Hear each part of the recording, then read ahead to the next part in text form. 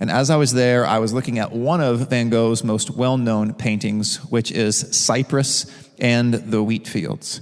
Now, I love Van Gogh, but I'm not anywhere close to an art expert, and certainly not a Van Gogh expert.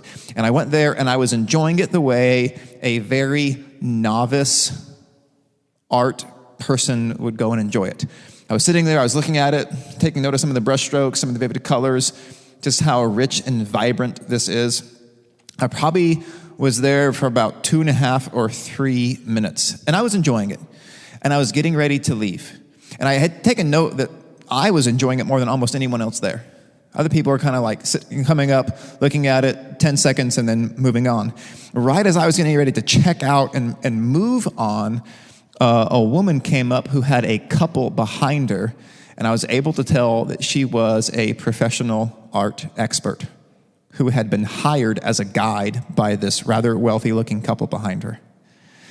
And she came up right next to the painting that I'd been looking at, knowing really nothing about it. And she began to unpack the backstory to Van Gogh's Cypress with Wheatfield. And she started telling the story about how Van Gogh was struggling with mental health and checked himself into an insane asylum, and the demons he wrestled down in that insane asylum, and how he would write letters to his brother on a regular basis.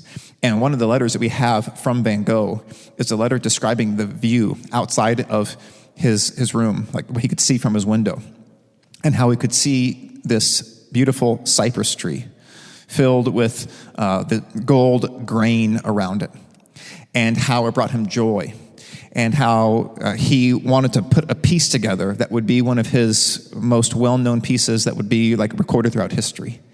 And then she started saying how this piece came together, and you could almost catch the emotion and the pain and the anger and the inner turmoil in the nature of these brushstrokes, how they are thicker and they jump out more than all of his other works, and how it went on, 30 or 40 years after his death to sell for $57 million, and today it's probably worth like $250 million, but no one really knows because it's owned by an art exhibit. And I was getting ready to check out, but then someone came and spoke about it and brought life to it. And all of a sudden I was transfixed. And it wasn't just me. The people who were like walking by, nobody like walked by anymore.